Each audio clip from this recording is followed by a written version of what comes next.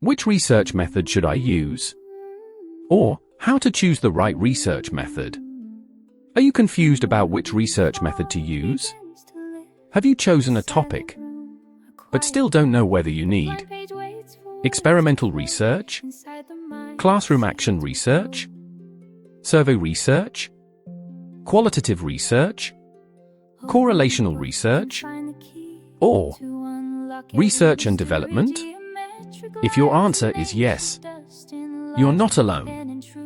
Many students spend weeks writing a proposal, only to hear their supervisor say, "Your research method is not appropriate." That means wasted time, confusion, and frustration. But here's the good news. In this video, I will show you a simple step-by-step process for choosing the right research method. By the end of this video, you will know exactly how to match your research problem with the correct research method. Let's get started. Step 1.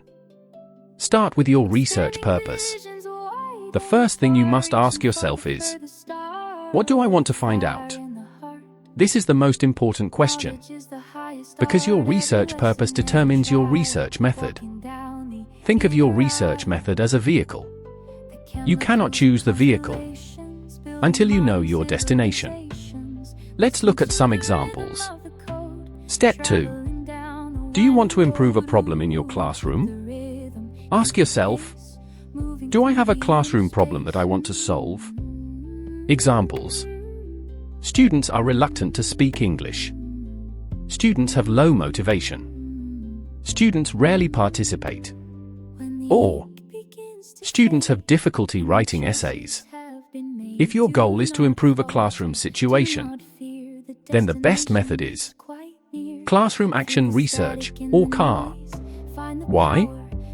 Because CAR is specifically designed to solve practical classroom problems. In CAR, you identify a problem, implement an action, observe the results, and reflect on them. Then you repeat the cycle if necessary. Example. Problem. Students are afraid of speaking English. Action. Use role-play activities. Goal. Increase speaking participation. This is classroom action research. Step 3. Do you want to test whether a method works? Ask yourself, do I want to know whether one teaching method is more effective than another? If the answer is yes, you should consider experimental research. Experimental research tests cause and effect. You apply a treatment and measure its impact. Example. Research question. Does task-based language teaching improve speaking skills? Group A uses TBLT. Group B uses traditional teaching. Then you compare the results. This is experimental research.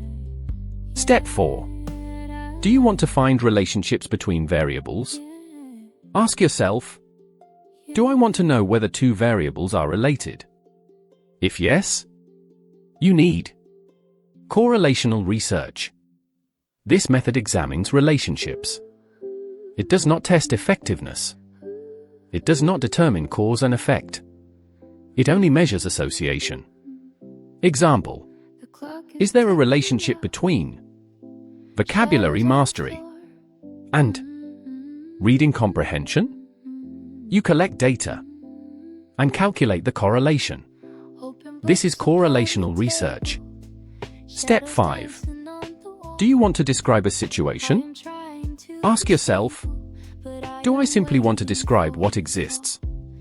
If yes, you need descriptive research. Descriptive research answers questions like, what? How many?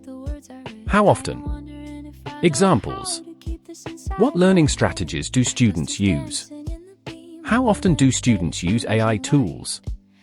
What are students' attitudes toward online learning? The goal is description, not explanation. Step 6. Do you want to collect opinions from many people? Ask yourself, do I need information from a large group of participants? If yes, you should use survey research. Survey research usually uses questionnaires. Examples: students' perceptions of online learning, teachers' attitudes toward AI, student satisfaction with a language program.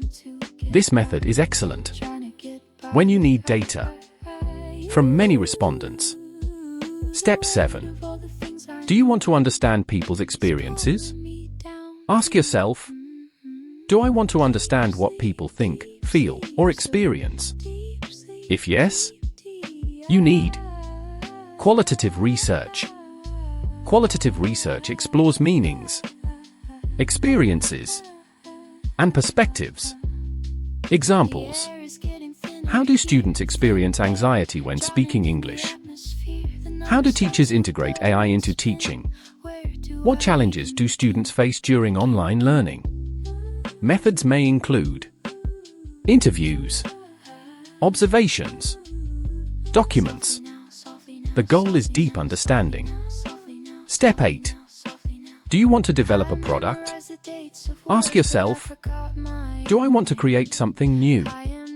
Examples: a learning module, a textbook, a mobile application, teaching materials, an assessment instrument.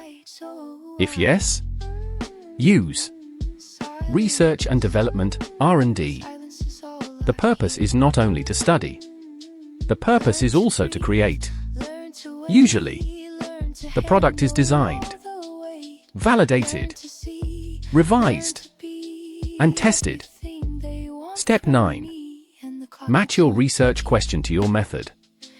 This is the easiest shortcut.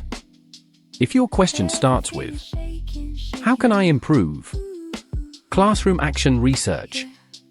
Does X improve Y? Experimental research. Is there a relationship between X and Y? Correlational research. What are descriptive research? What do people think about? Survey research. How do people experience? Qualitative research. How can I develop? Research and development. Remember this rule. Your research question determines your research method, not the other way around. Common mistake. Many beginners make this mistake. They choose the method first. Then they try to force the research question to fit. That is backward. Always do this. 1. Identify the problem. 2. Determine the purpose. 3. Formulate the research question. 4. Choose the research method. This sequence will save you time and prevent major revisions. Conclusion. Choosing a research method does not have to be difficult.